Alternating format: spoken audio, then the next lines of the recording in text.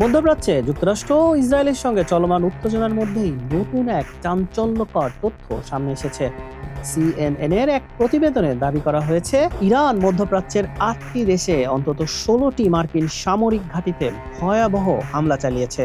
স্যাটেলাইটের ছবি এবং যুক্তরাষ্ট্র ও উপসাগরীয় দেশগুলোর সূত্রের তথ্য বিশ্লেষণ করে এই প্রতিবেদন তৈরি করা হয়েছে। এর মধ্যে কয়েকটি ঘাঁটি এখন পুরোপুরি ব্যবহারের অযোগ্য হয়ে পড়েছে। তুরস্কের বার্তা সংস্থা আনাদোলু এজেন্সি জানায়, মধ্যপ্রাচ্যে যুক্তরাষ্ট্রের সামরিক উপস্থিতির বড় অংশই ইরানি হামলার লক্ষ্যবস্তু হয়েছে। সিএনএন প্রতিবেদনটিতে দাবি করা হয়েছে, ইরানের হামলাগুলো ছিল অত্যন্ত সুপরিকল্পিত। স্যাটেলাইট চিত্রে দেখা গেছে, হামলার মূল লক্ষ্যবস্তু ছিল মার্কিন বাহিনীর উন্নত রাডার ব্যবস্থা, যোগাযোগ প্রযুক্তি এবং যুদ্ধবিমান। এসব সরঞ্জাম অত্যন্ত ব্যয়বহুল এবং দ্রুত এগুলো প্রতিস্থাপন করাও মার্কিন বাহিনীর জন্য বড় চ্যালেঞ্জের বিষয়।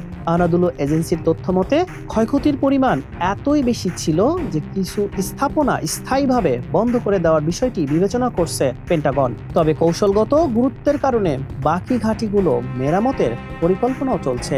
এই হামলার আর্থিক ক্ষয়ক্ষতির পরিমাণ নিয়ে তৈরি হয়েছে বিতর্ক। পেন্টাগনের দাবি, এই সংঘাতে যুক্তরাষ্ট্রের ব্যয় হয়েছে প্রায় $25 বিলিয়ন, কিন্তু সিএনএন বলছে প্রকৃত খরচের ব্যয় $40 থেকে $50 বিলিয়ন হতে পারে, যা মার্কিন অর্থনীতিতে বড় ধরনের চাপের ইঙ্গিত দিচ্ছে। সাময়িক যুদ্ধবিরতি চললেও পরিস্থিতি এখনো পুরোপুরি শান্ত হয়নি। মার্কিন প্রেসিডেন্ট ডোনাল্ড ট্রাম্প জানিয়েছেন, ইরানের সঙ্গে চুক্তি নিয়ে আলোচনার কাঙ্ক্ষিত অগ্রগতি না হওয়ায় তিনি বেশ হতাশ।